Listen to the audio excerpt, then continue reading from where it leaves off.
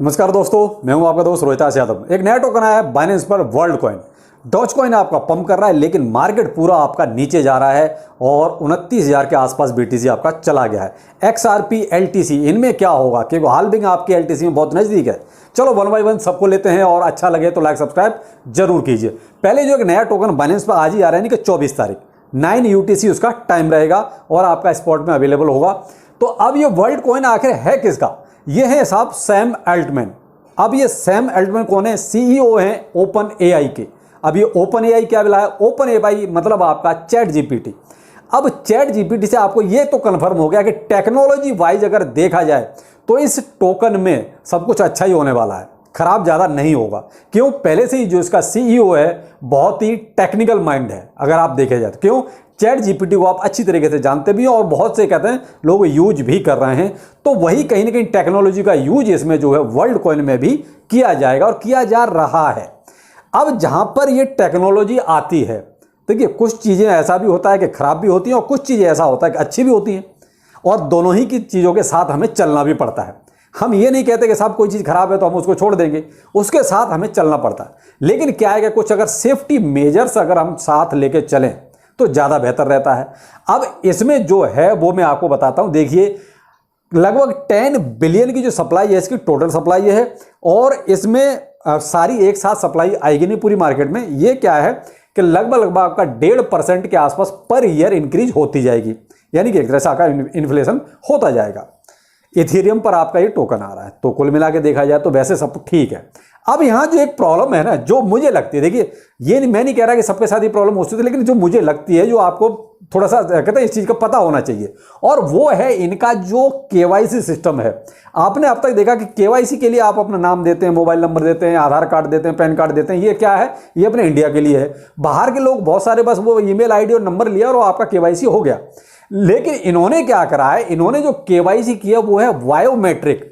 अब बायोमेट्रिक में जो आता है वो आता है, देखिए आपके फिंगरप्रिंट्स हो गए, आपकी आईज का एक तरह से साइज हो गया, या आइरिस जिसे कहते हैं। यानी जब आपने, मैं आपको बहुत क्लियर कट बोलूं तो, आधार कार्ड के लिए जब आपने अप्लाई किया होगा, आधार कार्ड जब आपने बनवाया होगा, उस टाइम आपने देखिए फिंगरप्रिंट्स दिए होंगे वहां पर।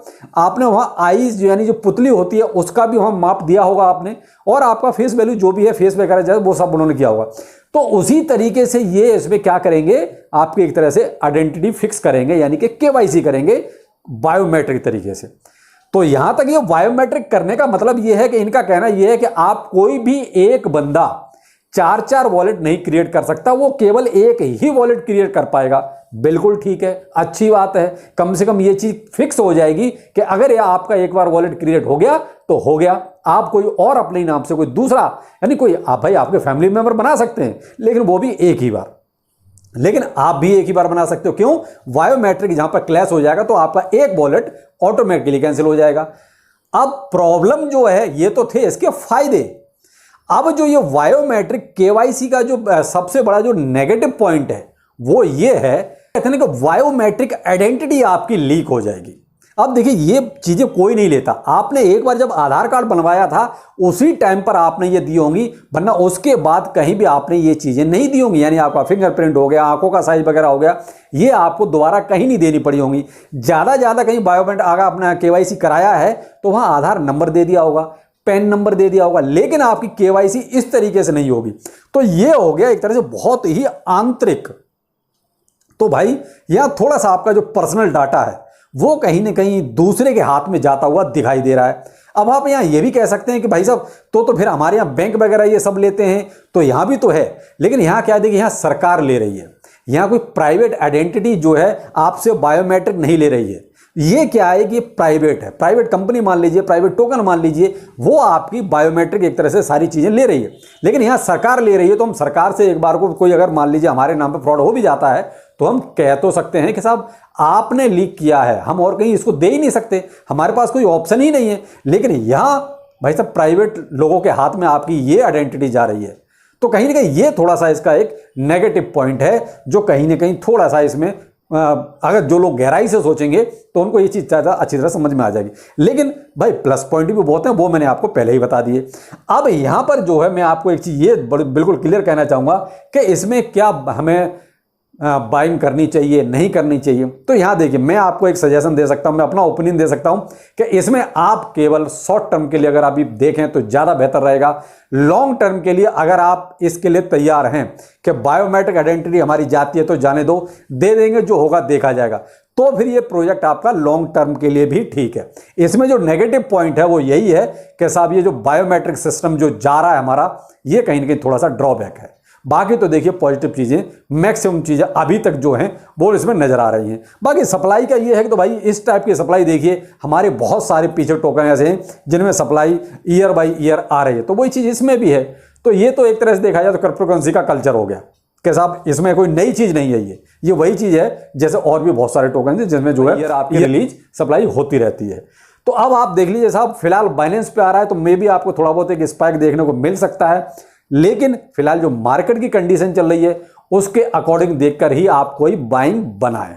तो यहां पर हमारा दूसरा टॉपिक है साहब बीटीसी। बीटीसी आपका नीचे क्यों जा रहा है? बीटीसी देखिए आपका अभी 29,180 पे चल रहा है, जो आपके 29,000 के आसपास तक ऑलरेडी टच कर चुका है। अब नीचे जाने का देखिए नेगेटिव न्यूज पीछे से कहीं से कुछ ऐसी नहीं है जिसकी वजह से ये नीचे जाए। हाँ 26 तारीख को इंटरेस्ट रेट का जरूर चल रहा है कि जो आएगा, लेकिन उसमें भी कोई अभी ऐसा कुछ नहीं हो रहा है कि साहब इंटरेस्ट रेट बढ़ेगा, इसलिए क्योंकि भाई आपका सीपीआई डाटा बहुत कम आया था, भाई जितना सोचा था उससे तो कम था, तो उस हिसाब से नहीं लगता कि इनको इंटरेस्ट रेट बढ़ाना चाहिए। लेकिन यहाँ क्या है कि केवल लिक्विडेशन वाला प्रोसेस चल रहा है कि जो मैक्सिमम अभी और लिक्विडेशन इसके नीचे भी है वो है 28,500 28,600 की रेंज। अगर इसके नीचे आएगा तो 28,500 और 28,600 तक का भी हो सकता है कि आपको बहुत जल्दी देखने को लेवल मिल जाए, अगर लिक्विडेट वाली ही पोजीशन ऐसे ही चल रही है तो। क्योंकि अभी तक जो है 29,500 600 से ऊपर निकल जाता था, लेकिन अब क्या है उस रेंज को भी तोड़ दिया, नीचे आ गया। तो अब यहां जो मैक्सिमम और लिक्विडेशन जो बैठा हुआ है वो आपका 28,500 600 ये रेंज बैठी हुई है।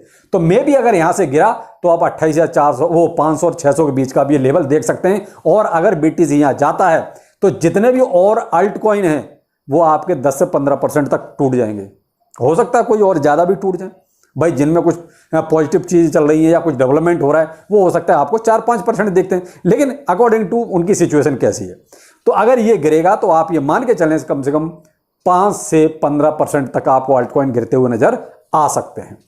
XRP साहब ये भी गिर गया इसी की वजह से, 0.69 पर अभी चल रहा है। तो अब जैसे जैसे मैंने कहा ना कि बीटीसी में जो गिरावट आएगी वो आपको अल्ट कॉइन में दिखाई देगी, वही XRP में दिखाई दे रहा है आपको। आपका LTC हाल्विंग इसकी बिल्कुल सर पे आ गई है, हाल्विंग बहुत नजदीक है, लेकिन मूवमेंट आपका ऊपर की बजाय नीचे को हो गया है। तो हाल्विंग मैंने हमेशा देखिए वही कहा कि हाल्विंग अपनी जगह पर है, हाल्विंग होगी लेकिन पैसा आएगा तभी प्राइस बढ़ेगा। तो हाल्विंग से अकेले से प्राइस नहीं बढ़ता। अब हाल्विंग के बाद देखते हैं क्या इंपैक्ट आता है। जैसे अब गाला का हम देख रहे हैं, अभी 2-3 दिन में तो ऐसा कुछ नजर आया नहीं है, देखते हैं और कितना टाइम लगेगा हाल में उसमें गाला में कुछ होता है या नहीं होता है। तो अब ये RTC का भी हाल आपको फिलहाल तो ऐसा ही नजर आ रहा है, लेकिन पैनिक नहीं, आप थोड़ा सा अभी होल्ड रखिए क्योंकि अभी टाइम है। तो हम ये नहीं कहेंगे अभी टाइम नहीं है, टाइम है, मे भी हो सकता है मार्केट में यहाँ से एक अच्छा मूवमेंट आ जाए। अगर मार्केट BTC आपको अप ट्रेंड में शुरू हो गया तो ये भी आपको थोड़ा थोड़ा ऊपर के ट्रेंड में आपको नजर आ सकते हैं। तो यहाँ थोड़ा सा आप होल्ड कर सकते हैं, LTC में आप जल्दीबाजी ना करें। डॉज कॉइन क्यों ऊपर जा रहा है? देखिए डॉज कॉइन का तो सीधा सा एक ही फंडा है, इलोन मस्क। इलोन मस्क आपका अगर कुछ करेगा डॉज के लिए तो डॉज आपका ऑटोमेटिकली ऊपर चलेगा। अब अभी फिलहाल डॉज के लिए ऐसा कुछ किया नहीं है, लेकिन जो आपने देखा ट्विटर को बाय बाय कर दिया है, यानी ट्विटर की चिड़िया को बाय बाय कर दिया, उसकी जगह पे एक्स आ गया, यानी एक्स फैक्टर आ गया आपका, उसकी वेबसाइट वगैरह चेंज कर दी गई है। तो अब यहां पर कहीं ना कहीं जो आगे अनुमान लगाए जा रहे हैं वो यही के साहब अब हो सकता है कि पेमेंट में भी डॉज को शामिल किया जाए। तो देखिए अभी ऑफिशियली ऐसा अनाउंसमेंट नहीं है, लेकिन ऑफिशियली कोई अगर अनाउंसमेंट होता है तो देखिए आपको डॉज में भी अच्छा खासा यहां से मूवमेंट नजर आ सकता है, और फिर तो डॉज ऊपर ही ऊपर चलेगा, नीचे नहीं आएगा, क्योंकि उसका फिर तो कोई ना कोई एक यूज केस बढ़ जाएगा और वो पेमेंट पे शामिल हो जाएगा। अगर ट्विटर में हुआ तो, अब ट्विटर नहीं कहेंगे भाई एक्स कहेंगे, तो अगर उसमें होता है तब की बात है। लेकिन फिलहाल केवल नाम बदलने से ट्विटर को एक्स कर दिया है, उसी से ही एक आपका 4-5% के आसपास में आपको स्पाइक नजर आ रहा है। लेकिन अभी भी इसमें जो है वही डाउट है कि इसको पेमेंट सिस्टम में लाया जाएगा या नहीं लाया जाएगा। तो ये थोड़ा सा भाई देखने वाली बात है। तो यहाँ भैया रिस्क वाली बात आ गई 50-50, अगर पेमेंट सिस्टम में आया तो प्राइस अप, अगर नहीं आया तो इतने पे ही मामला नीचे आ जाएगा। तो बस ये है भाई, क्रिप्टोकरेंसी है, कुछ भी हो सकता है। इलॉन मस्क ट्वीट करेगा तो ठीक, नहीं करेगा तो भी ठीक, क्योंकि उसको वो ट्वीट उसको करना है। थोड़ी बहुत ये नेगेटिविटी जब हल्की सी है तो आप पैनिक ना लें, जैसा है जो कुछ है उसको होल्ड रखिए और बाकी मार्केट को थोड़ा सा वॉच कीजिए। मार्केट के ट्रेंड के हिसाब से ही सारी जो भी चीज़ें करना है कीजिए। बाकी और मिलते हैं किसी नए अपडेट के साथ। नमस्कार।